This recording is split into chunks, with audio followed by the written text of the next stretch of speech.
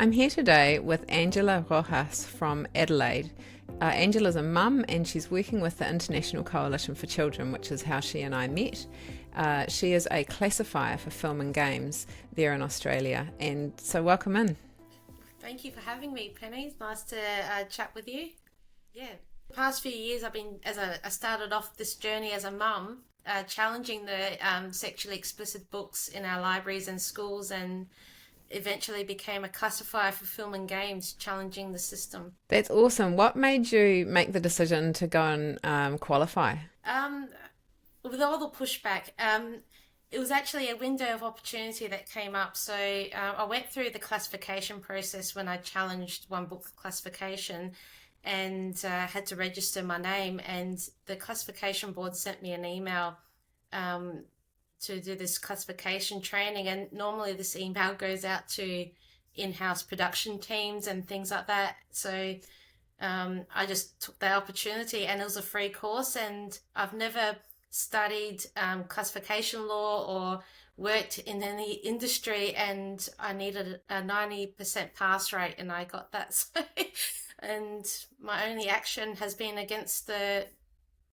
system exposing it. It's incredible to have you awake and aware of what so many parents are concerned about and having this qualification. So, what does the qualification give you now? It allows me to classify film and games in-house. So, if Netflix or whoever is producing a film or game or whatever, I can work for them and classify in-house. I don't work for the classification board. I'm separate from them.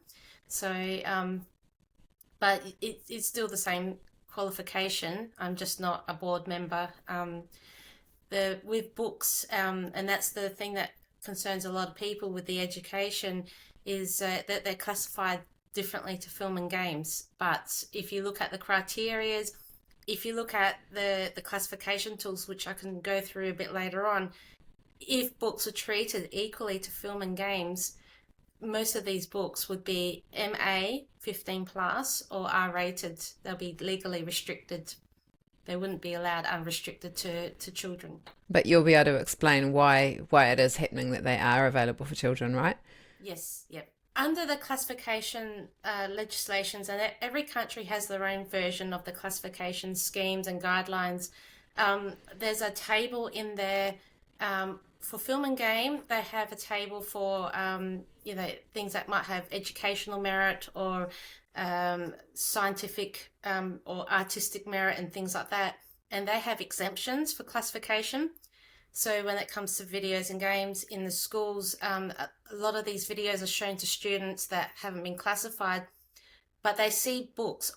Pretty much all the books in libraries have not been classified by the boards because of educational merit, and the exemption would be the pornographic magazines, the adult magazines, and that's a problem area. And we know what's happening with the agenda. They're teaching these explicit sexual behaviours. We'll focus on that under the guise of education. So that's how they justify the educational merit. But if the images in these books appeared in a film or game, they would be restricted, because when it comes to under nudity, and I can share screen so that I can show people the classifying tools if you like. Yeah, that'd be great. I'll do that. Now we'll go to the nudity. So can you see that, the nudity games class? I use games because video games are not real life. All right, so I've just opened up the games classification on nudity, and this is the classifier's tools. Now, and it gives an example of the, from G to, R rating on different types of nudity classification. So when you're looking at, breast nudity, it starts, or buttock nudity, you can see it's M rated or MA, depending on how stylized or how close up it is. But they do include, so full frontal nudity. So when you think about those books that show nudity, If it's naturalistic and it's distant and it's very brief, it starts at an M rating. And then when you go to genital detail, erect penis or sexual arousal is R18 plus, which is high impact nudity, must be R18 if present. Mitigation factors do not apply. So mitigation factors are factors that your educational merit, your stylization. So even if it's cartoony, that's a mitigation factor, but they do not apply if sexual arousal is depicted. So and we've seen some of those books. I'll stop the share. We've seen some of those books where they show instruction on how to how to masturbate, and like I don't know if you've seen that book, Let's Talk About It. And I've got the images here we can go through as well. But it's just they would never be allowed in a film or game unrestricted R18. So this is part of my application that I did. This is before I was a classifier, but it does show the images. So under the classification guidelines, anything that is a submittable publication, so a publication that, if classified, would be legally restricted to adults, they have to go through these. And I found that under Section C, are unsuitable for a minor to see or read, and minors should be protected from material likely to harm or disturb them. So that's in the Classification Act here in Australia. And then I went through, some of the what I thought was educational merit from the school curriculum, because they wouldn't, it doesn't talk about, sexual arousal in the school curriculum off of their website, but then afterwards I found out that they're showing a lot more. So So they're not stating that explicitly, but they are. right. It is coming through in the content, is what you're saying, right? Yeah, it is afterwards. So this book goes into, what is a climax. It talks about climaxing. So that's more of, when I think of educational merit, I don't think of sexual pleasure.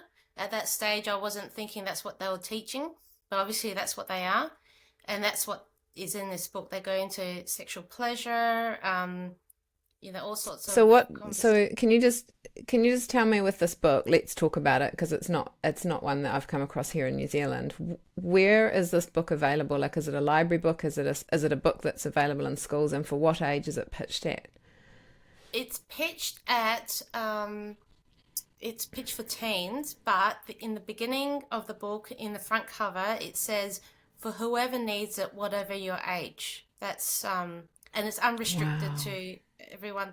It's in libraries. I don't know what's in, and it goes into sexting. You can see this imaging. So it goes into how to take nude photos of yourself, and send them, in a safe way. And also, so how to do sexting and how to research pornography. Um, How to research pornography. they call it a sugary treat, Oh pretty my. much.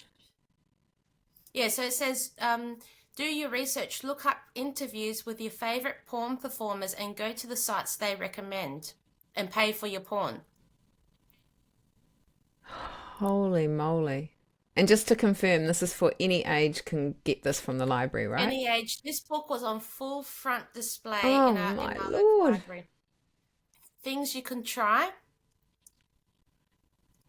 Oh dear my. And Our poor I kids. shared I don't even know I, what to say. I shared some of these images on my Facebook, and I copped a restriction on my Facebook, for good reason. This is Right, so porn. you copped a restriction on your Facebook, but this is Yeah. available for children in libraries. So Unrestricted on it's full so front insane. display in our libraries. And, it goes into sex toys, like, talking about using sex toys and things like that. So you can see the little sex toys here and things like that. That's crazy. And So how long and has some this more. book been out in Australia? Oh, for a few years. I think when was it published? I'll go through the board report. So this is the report after the decision report. So it was published in 2021. So for a few years, Penguin Random House. And because I actually had to pay for the application, they denied my fee waiver. So I can quickly just Sorry, show you this is the application to, sorry, to just get it going back, you had to classified. pay for the application to get it. So books can go out that are pitched at children without a classification at all, that the author hasn't, or who does it normally? Is it the author or the publisher that would normally contact a classifier and ask them to classify? And is it possible to put books on the shelves without going through that process? Because library books are not required to be classified, they don't even submit books for classification. So no books in libraries have been classified by any board or the classification boards. They don't. Wow. They only are required if they're pornographic magazines, like if they're in the porn industry. That's the only time they require them.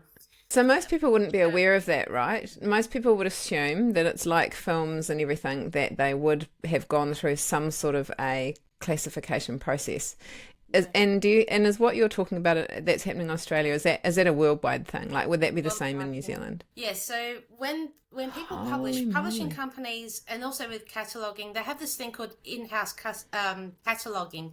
So even as a self-publisher or traditional publisher, you as the author or the publishing company select the target audiences, you select the categories, and it's worldwide we use this little thing called class cataloging in publishing, and they commonly we use the Dewey Decimal System, which is an international system that we use, and it would be the same. So if you go to the library and you have those call numbers on the sides, where the books are located on the shelves, and Hmm. the Library of Congress have a cataloging system too. So librarians, they scan the book's barcode, the ISBN number, which is the identifier, and they just add books to their catalogs. They don't catalog books anymore. They can change particular shelf locations, but it's already done for them. And librarians and schools, they order books through a book ordering system, but they don't select books. It's the distributor that pre-selects the packs. That's how these books end up in libraries and schools. It's but the librarians can order particular books, but normally they're pre-selected by the distributor. But it is the responsibility of the distributor, which libraries are a distributor, to seek classification if they meet the criteria of a submittable publication. But they're not doing it because there's educational merit, and that's how they get away with it. But when it comes to film and games, no, there's different criteria. There's a different set of guidelines. So when you talk about submittable criteria, just going back, just Yeah. so when you talk about submittable criteria, what you're talking about there is if it's adult pornographic. Is that right? Well, if it doesn't have any educational purposes, and if it's designed to sexually arouse, like traditional pornographic stuff, like it's Yeah. designed Yeah. for that. Okay. So correct me if I'm wrong from what I'm hearing and what I've sort of understood from the past is so these books are landing in front of our children's faces for two reasons. One is because it's not a requirement to get a classification before putting it on the shelves, and two is because it's categorized as educational, then it doesn't require any further classification. Is that what That's am I right. getting that right? And in the front of the covers under their copyright laws, they put their little notes to say that they support the freedom of expression, or the freedom of, and that's how they try to get around and educational purposes. Normally, when you Yep. classify a film or game, you have to look at the whole content and the highest elements, because there's six different elements to look at. You know, you got language, nudity, sex, drugs, themes, and things like that. And the one that has the highest impact, that sets the rating for the whole film or game. It should be like that for books, but they don't. They look at, you know, because these books might have some educational parts in it, but it should be set for the whole. You know, that sexual arousal, that would be R rated, and that would set the whole standard for that whole book.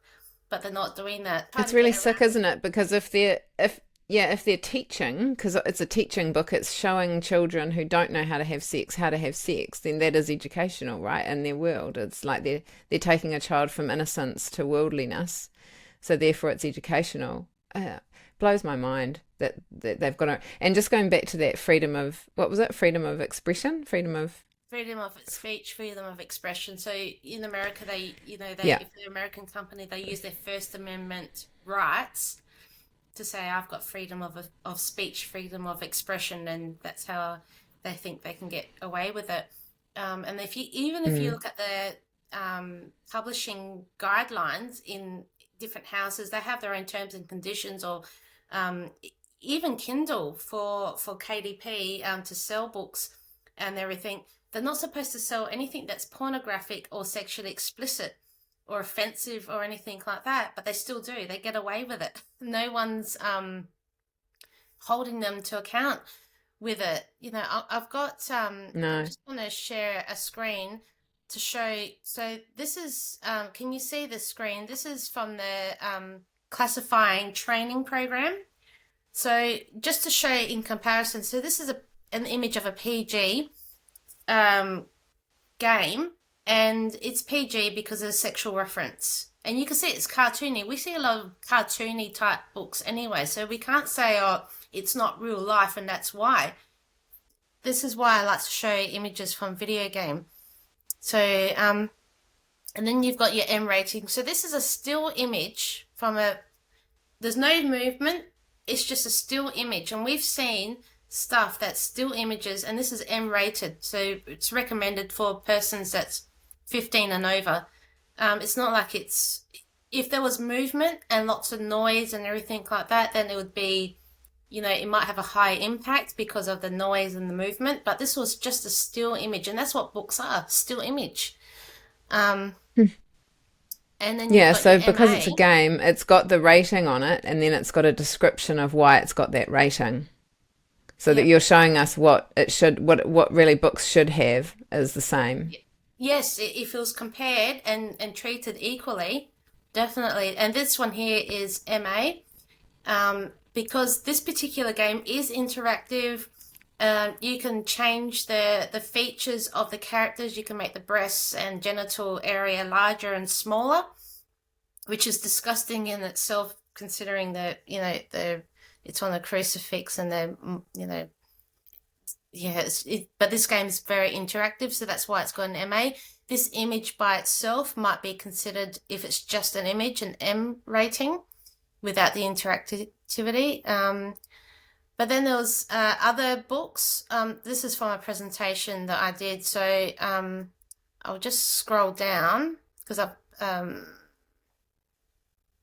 oh, here we go. So there's other books in our libraries. So you've got your gender identity type books for target audiences 2 to 4 years old. These are 4 examples that go into consent and identities and things like that.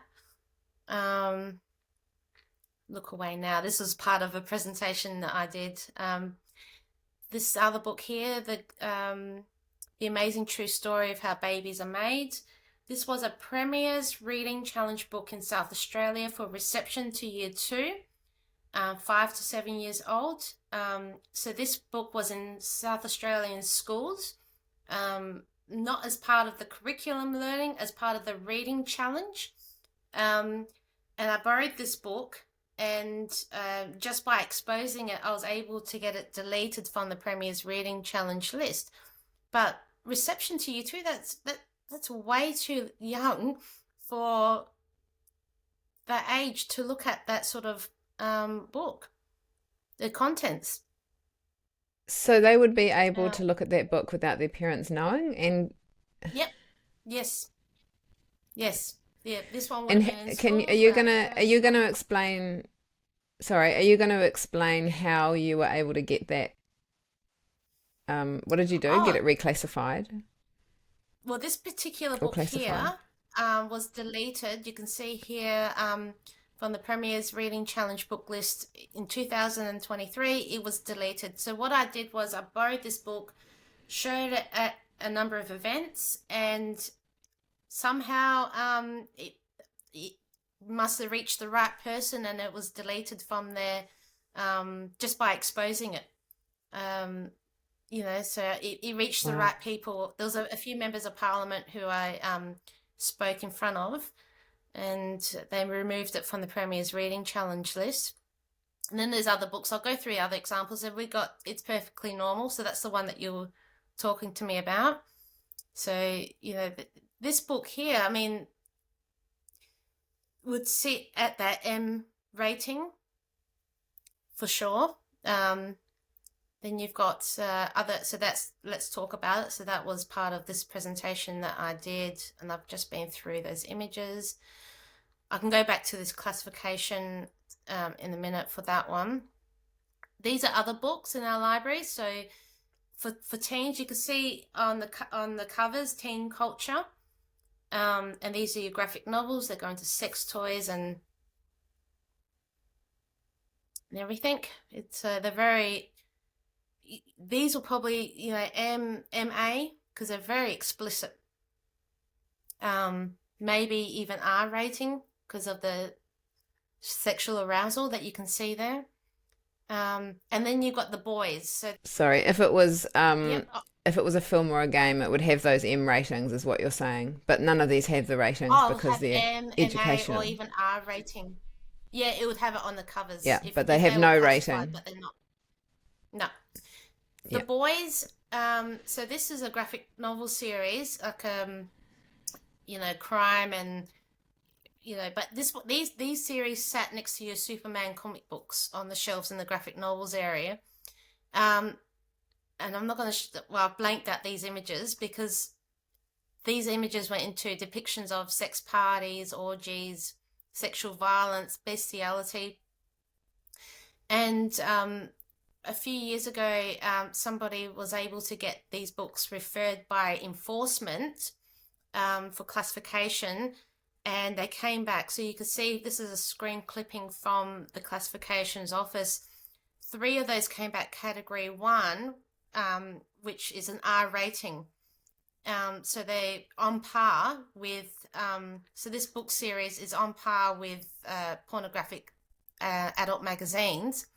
And I was able to get all of those books out of all of the South Australian libraries, public libraries, because they're not allowed to be unrestricted in a public space. The other books in the series, a few of them came back not recommended for persons under 15. So they came back with an M rating. It's one of those things where books don't get classified. If the law enforcement, because each state and territory, it has their own classification scheme, and there are different enforcement bodies, and they do have the power to call in books for classification review if they meet the criteria, like the boys. But the boys were sitting on our library shelves, unrestricted, in the graphic novels area, right next to your Superman and Batman comic books for years, and not one librarian sent it off, or the classification office, or made any inquiry to get it classified. It had to go through enforcement. And when I wrote to the Libraries Association about this book, because initially, before it was classified, I did challenge it in South Australia, and I brought it to law enforcement, and my local police station officer, he didn't know what to do. I spoke to my local council, I spoke to Public Library Services, and they hold the viewpoint that books should be uncensored and available to anyone in the public. and it's up to the responsibilities of the parents to monitor your own children. And that wasn't good enough. It was on, on the shelf where children can get easy access to them. And so I rang, and I spoke to another person, Bernard Gaynor from Queensland, and he was able to get enforcement there to get the boys recommended for classification review.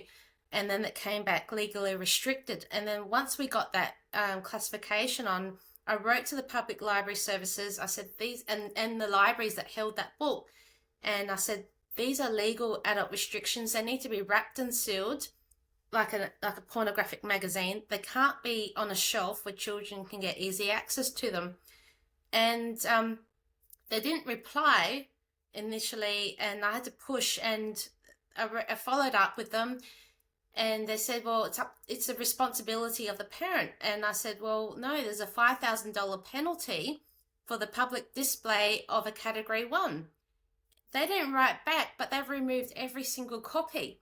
So it took a lot of pushback and a lot of effort to get that. And I was able to get the whole lot across all of South Australia removed. But they had to, trying to get any sort of enforcement, everyone kept pushing me to the next person.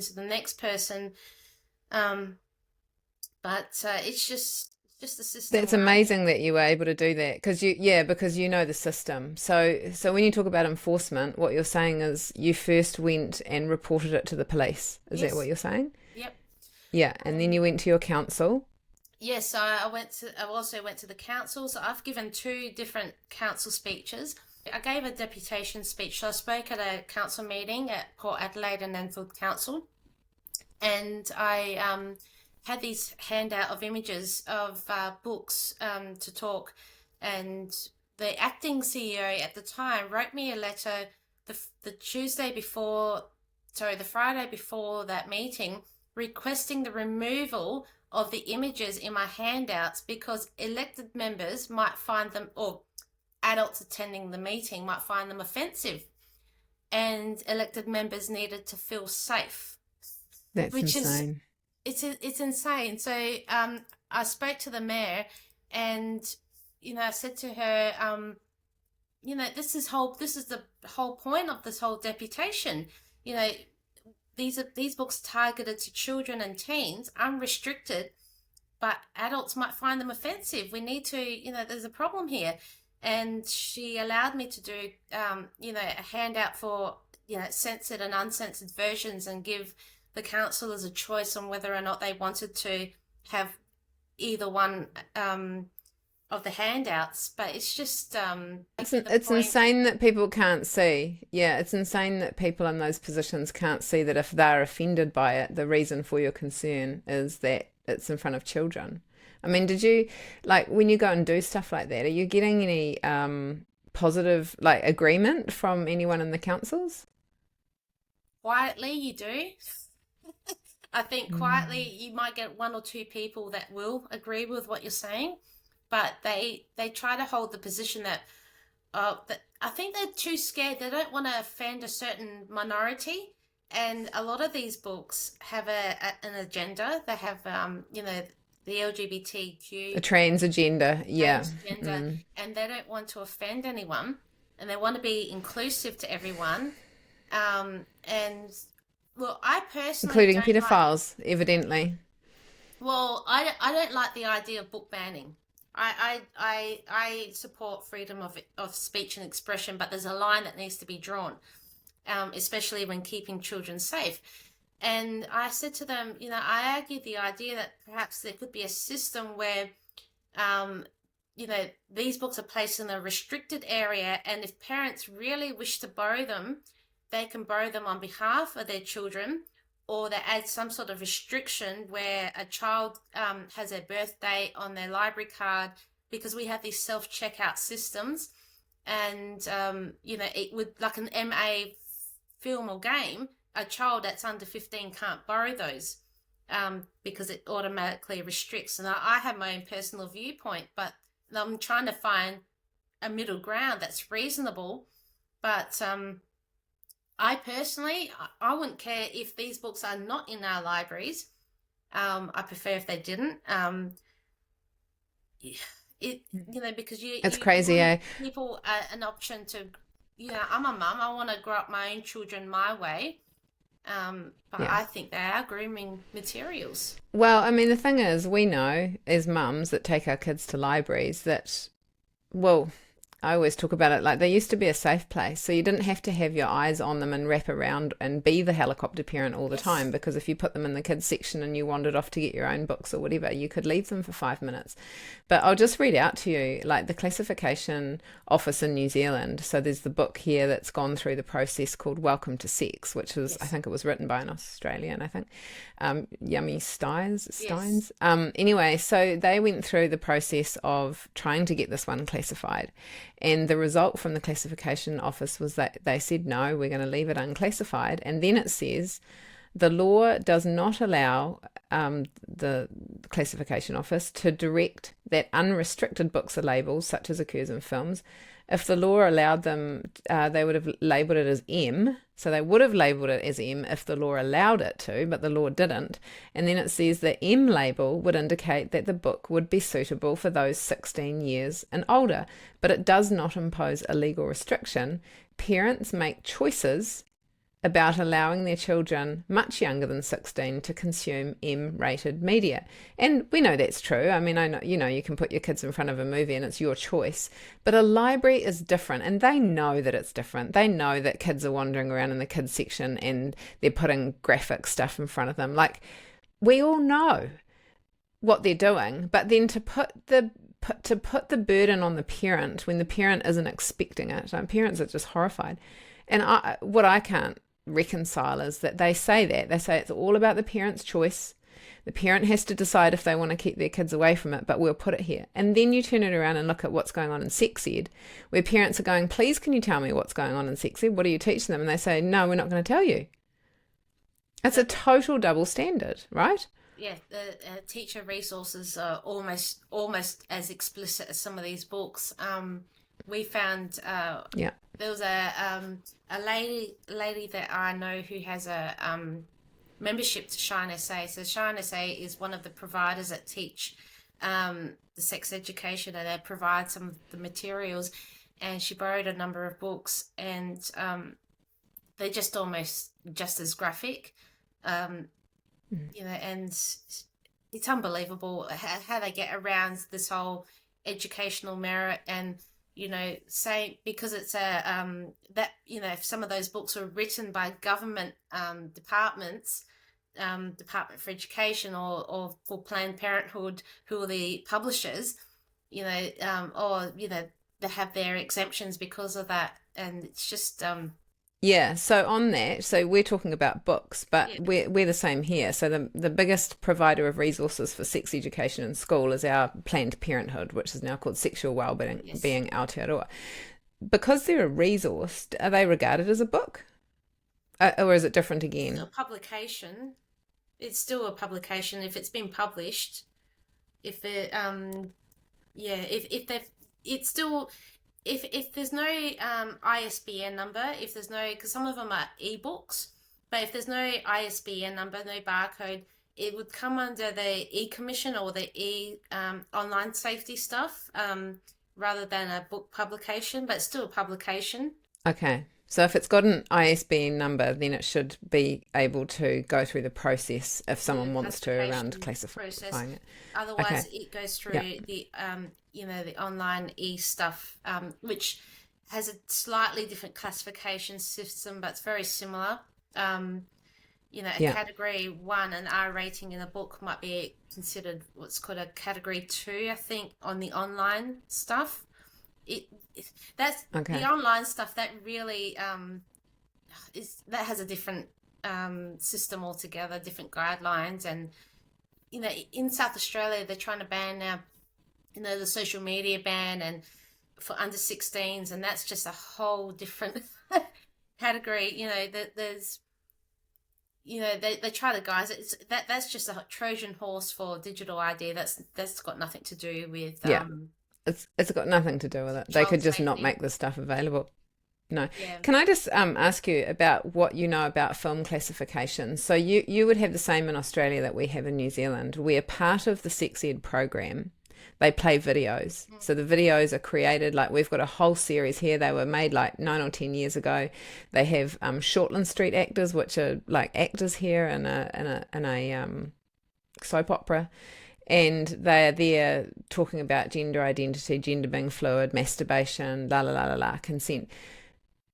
They're being shown in the school classroom to 13 and 14-year-olds, and probably other ages as well, but that's what we have evidence of. They're referenced in those resources from New Zealand's version of Planned Parenthood, but they're videos. So how, obviously they're not restricted, but if somebody wanted to, what would be the process? Like, would that be going to enforcement and going through the process of asking for them to be classified?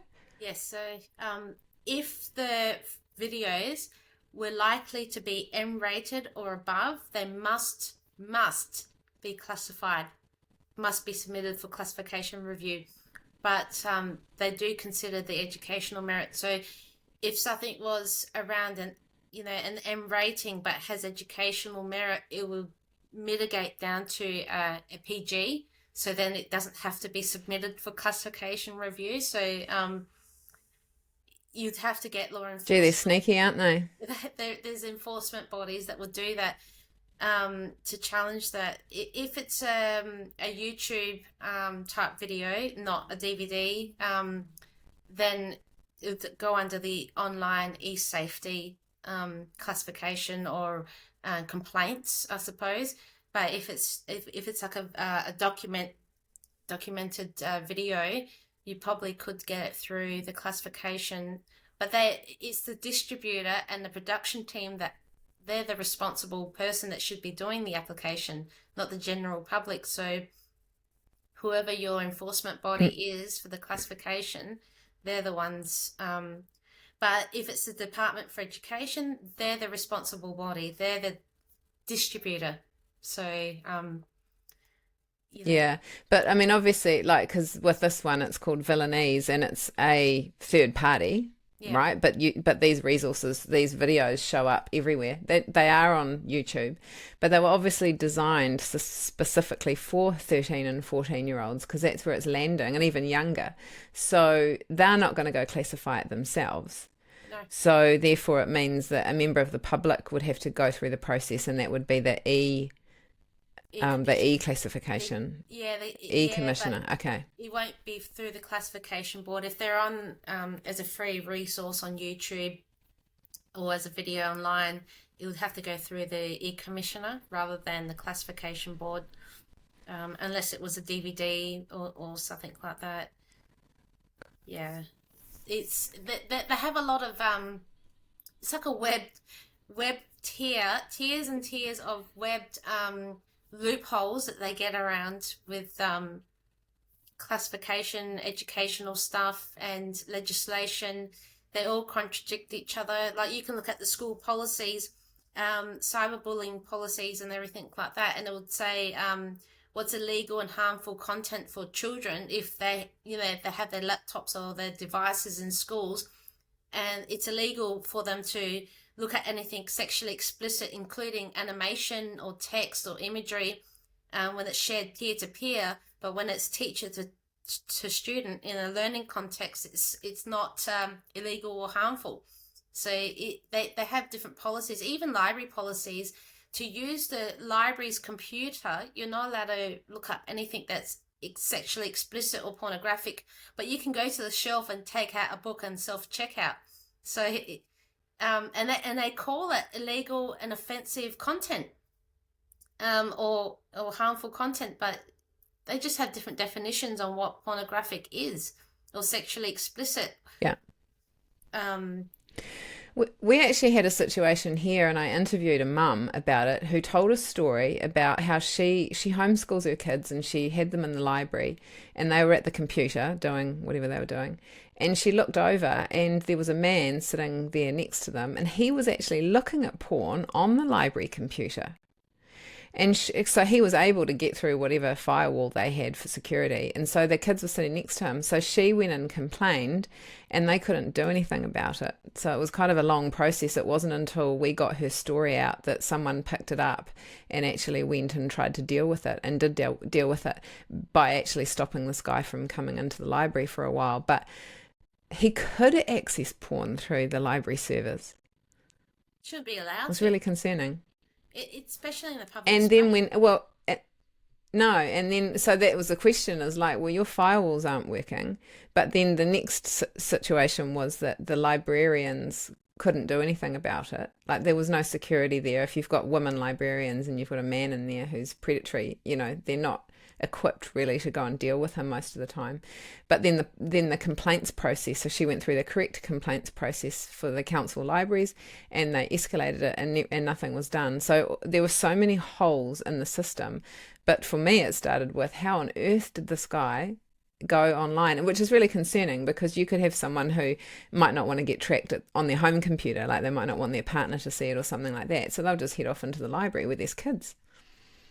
So there's holes in the system all over the place.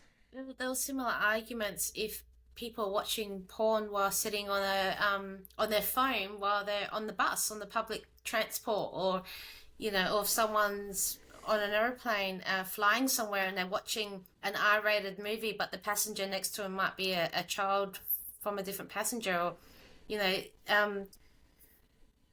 there's so many things that we can look at, and different measures that need to be taken place to protect children. But public libraries, that's a different ball game. Public schools, or schools, that's different. We need to look at what we can do as parents, and in our communities, they're public spaces. It's incredible what they're getting away with, and the systems. The thing is too, we've got library boards. So each state has a library board, and then you've got the library boards on a federal level. If people want to take action, try through your local councils, your public libraries, or your schools, write your concerns and your complaints, write to your boards, go to the public library, to the boards as well, and write your complaints there. And if you feel like you can, maybe try to get on the board yourself. See how you can become a member, or get onto the board, and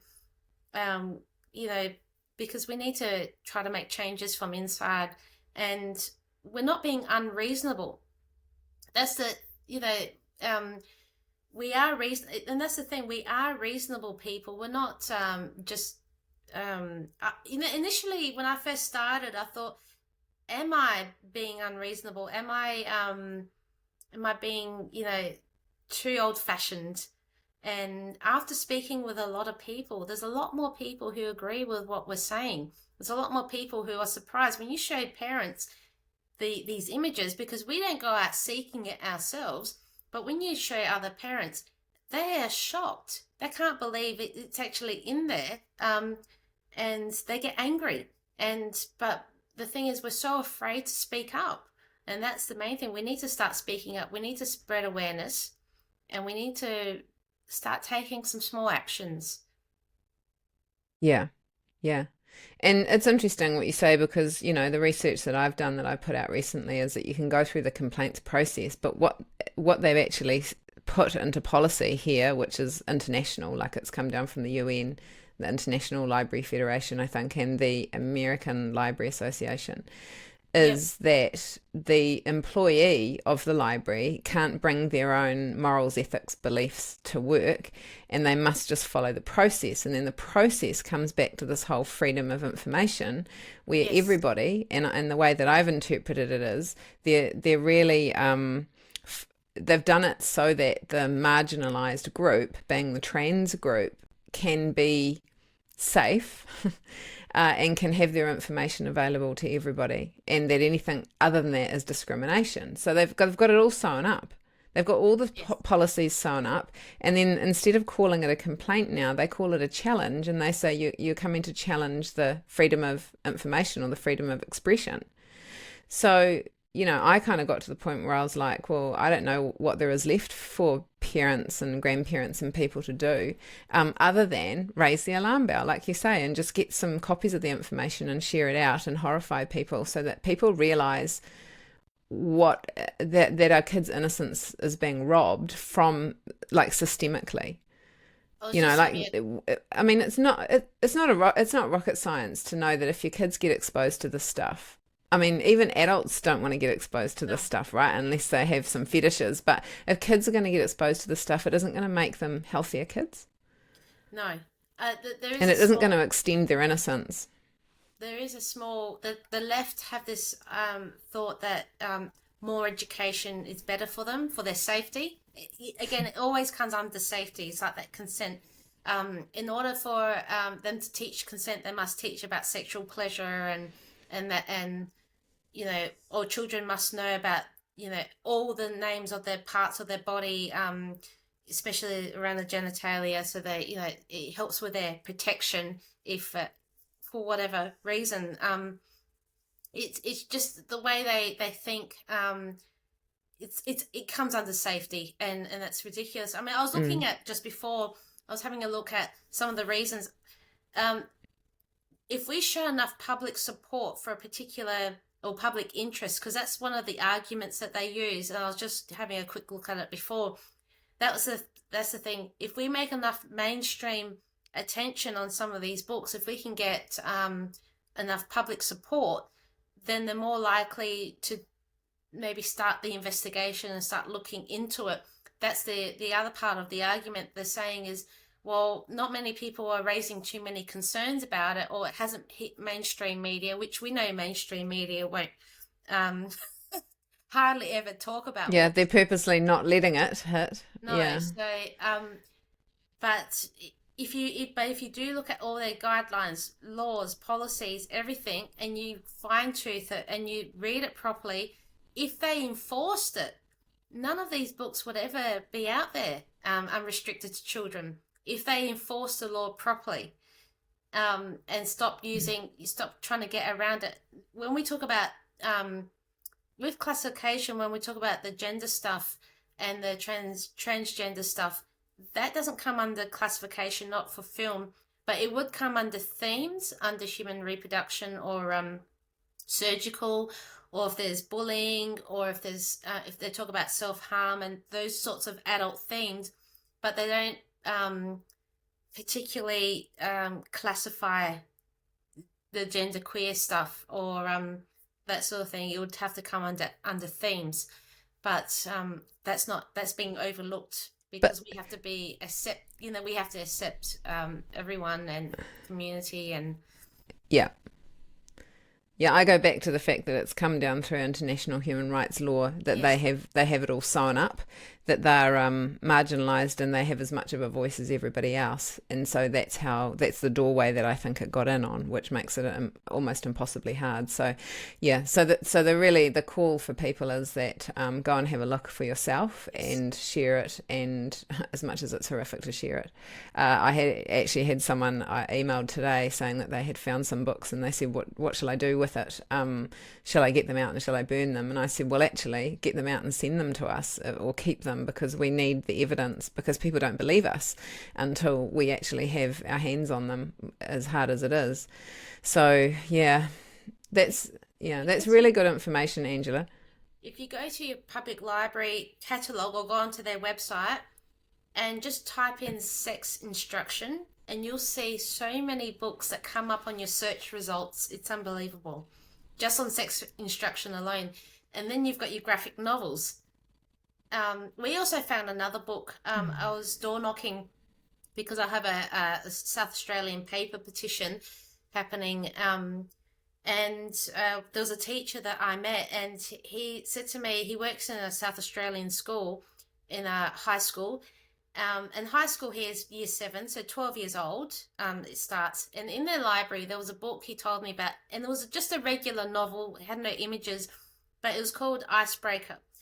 And he said to me, it has 50 Shades of Grey explicitness. And I borrowed the book, and I've never read 50 Shades of Grey, but it was very explicit. And the coarse language in it was just... really high impact course language. It would be equivalent to an MA, because it was very sexualized. And so I wrote to the Department for Education about that book, and they said they denied that that book has been in any school. So I reckon Really? But is it as easy as being able to go onto the online library? Because, schools have got online libraries now. So, like you say, you can go onto the local library and look up the catalogue. But we've just found that schools actually have online libraries that are open access. in New, So, in New how can they Zealand, say maybe, that when not it was South found in them? Australia. Ours, Oh, you ours, don't have online libraries no, for no, schools? not in Australian schools. On our one card system in South Australia, in our public library system, we have regional schools who use the public library services, or they um, coincide. Like the public school might be the public library for the whole small town, and so there's about 15 regional schools. But schools have their own, in Australia, they have their own library system, so a cataloguing system. So we can't actually get access without having a login, being a teacher or Oh, that's staff really login. interesting. Yeah, Yes. we started looking at it last week. We had a parent in the network who found it and found that they could log in. And so I put an Official Information Act request into the Ministry of Education asking them for information on this online library system because we found that it was owned by an American company. So we were asking some questions about that, which we'll publish. But yeah, there's the other thing that it can do is it can throw up not necessarily the most read books, but the ones that they recommend. And so you sort of had this carousel of books going around, and there were trans books on there. So they're social engineering on every angle. It's terrifying. Yes. They're the similar sort of book. You got your Heartbreakers and all those sorts of novel series out there. I've Yeah, seen a lot of those. Heartstoppers, Oh, Heartstoppers, Heartstoppers. sorry, Yeah, Heartstoppers. Yeah, I've seen a lot of those, and quite a few of the manga type yeah. books as well. But you're right. It And does. also like the Marvel novels, right? And things that, normally would have been kid friendly, the Marvel novels, anime, the Yes. anime Yes. cartoons, that's all got it in. Like everything has it in. Disney stuff has it in. I mean, it's everywhere now. So parents just need to be really vigilant. They need to be really mindful and just and also prep your kids. Maybe just prep your kids about if you're seeing stuff that makes you uncomfortable, please come and tell me. I am your safe person, because you want your kids to be able to raise the alarm bell with you if something happens, right? Yes, that's right. Yeah, I'm lucky. Mm. My girls are 16, 14, and 13. I've got them quite close in age, and they feel comfortable enough to come up to me and they'll tell me what's going on in their day. And sometimes I really have to hold back and not show that I'm not angry with them. I'm just angry at what's going on around them, but I need them to feel safe. So I really have to compose myself. And I set times. They'll come home and they'll say, I had a bad day. I said, all right, we'll talk in 15 minutes. And we set a time and I'll sit with them and they'll go through everything, which, and and then if it's something at school or something that they learnt, I will make a time with their teachers and have a chat with them. I'm lucky right now they're in a good Christian school and the teachers are very transparent. They'll invite me in and we'll go through some stuff, especially around this sort of topic. Previously, I was in the government school with the girls, and they kept everything hidden from me, and they wouldn't show me stuff, because that's the Mm. other thing is the teacher resources. They copyright their teacher resources, and they use that copyright not to be able to send stuff out. They hide behind it, but they're happy to Yeah. send out math and science stuff. But when it comes to sex and relationship stuff, they won't send it out. They hide behind the copyright laws. So that's one barrier that they've put Yeah. on there. But they're misappropriating the copyright laws because it doesn't mean that you can't show it to someone. It just No, means that you're not as long as taking we're not ownership of reproducing it and what's making money with it. created. Like it's exactly, which you're not. You're critiquing it. And so the copyright law thing is a total sham. And I've had it personally done to me, and it wasn't even sex ed. It was another topic. It was another subject that I was concerned about, and they shamed me. You know, they reduced me down to saying, well, we can't send it to you, but you have to come into the school. Yes. And if you want to say, I made it really hard. They said, you've got to come into the school and you've got to sit and look at it under supervision, and you can't take any photographs. Yes. I mean, how ridiculous was that? And all I was looking for was content that might make me wonder if that was what was affecting my child. Because so I'm being the parent who's going, hey, I'm just a little bit concerned about this. I would love to be able to look at the material and know that it wasn't coming from there. So I'm not trying to get anyone in the gun. I'm just wanting to know, because I had the right, I thought I had the right to ask on behalf of my child, and I didn't, and they treated me like scum. So that was 2023 that happened. Yeah, similar sort of thing. So it's total overreach, very few parent rights. So parents just need to be vigilant. And then what we'll do in the Substack that I'll attach with this video is I'll put the little process that you have of, you know, going to enforcement, going to the council, and just some, you know, some advice that you can have that people can just take away and try if they want to, or get together with some other parents and try. Because we do have to raise the alarm bell, and we do have to put the pressure back on them to take the onus and look these people in the eye. It's horrifying what's become of you know, the information that's being thrust on our children. Yeah, it's good to also to, you know, if you're going to write a letter to libraries board, to CC a member of parliament into that email as well, and it sort of flags them a bit. So we've got to keep them on their toes, eh? Yes. Well, we have to keep trying in every way we can. Yeah. There are a few if there are some. There's a few good ones out there. But it just seems to be a smaller amount of them who are willing to say something. But until there's a large number of support, I mean, it's almost like being quiet is consent. Not speaking up and saying it's okay. Well, it's not. Yes, it's tacit agreement when they do this. Yeah, when they do this and we don't know, that's their strategy, is they don't want us to know. They don't make a big song and dance about it.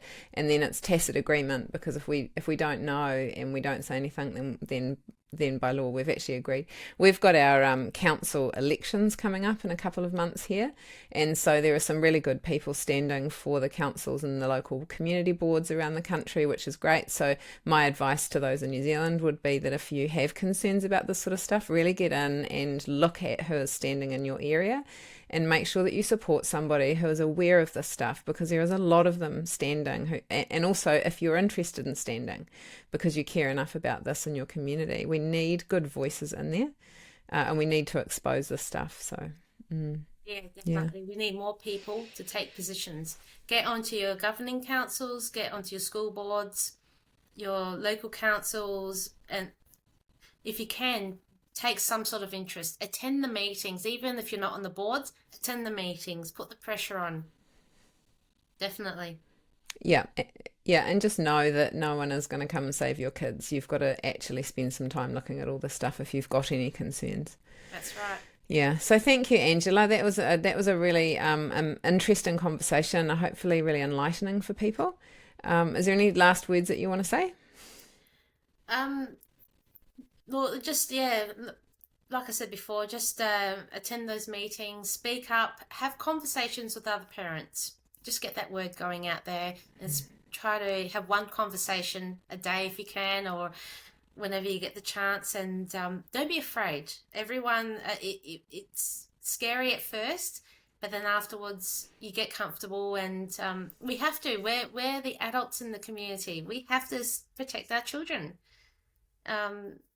Yeah, we're the ones that are protecting the children. I think that the tricky thing for a lot of people is they never realised that they were needing to protect their children from the state itself. And yeah, like you say, once you start talking about it and you realise that it isn't so scary after all, and also that other people are thinking it too, and just to find some others. And that's what, like here in Let Kids Be Kids, we create a community where people can talk about it. And once you start talking about this stuff, it's pretty hard to shut up, because it's so confronting. You know, it's so bad that people, once they sort of look, they can't really put their heads back in the sand again. So that's just a warning for people. Once you get on this bandwagon, you just keep pulling back more and more layers, and you're like, I just have to keep sharing about it. I have to keep talking about it. So set some hours aside each week for it. Yeah. No, Cool. Oh, thank you very much for your time, Angela. Thank you very much, Penny, for having me on, and maybe we'll chat sometime soon. Yep, and follow the International Coalition for Children and see that there's people like us connecting all over the world, sharing our information, because we know that we're seeing the same thing across the world and in multiple communities, and it's all the same program that's happening to sexualise our children. Yes, yeah, definitely. We've got lots of resources on our website, and if you can, we've also got an online petition. If you can sign that, and there's also a donate button, so that will help, because we're all grassroots. We're not getting paid personally. We're not earning an income from what we're doing. So that would help just cover some of our costs. That'll be amazing if people can do that. So yeah, it will be amazing. And the information page has just got so many resources, and really recommend people going and checking it out. Thanks, Angela. Thank you.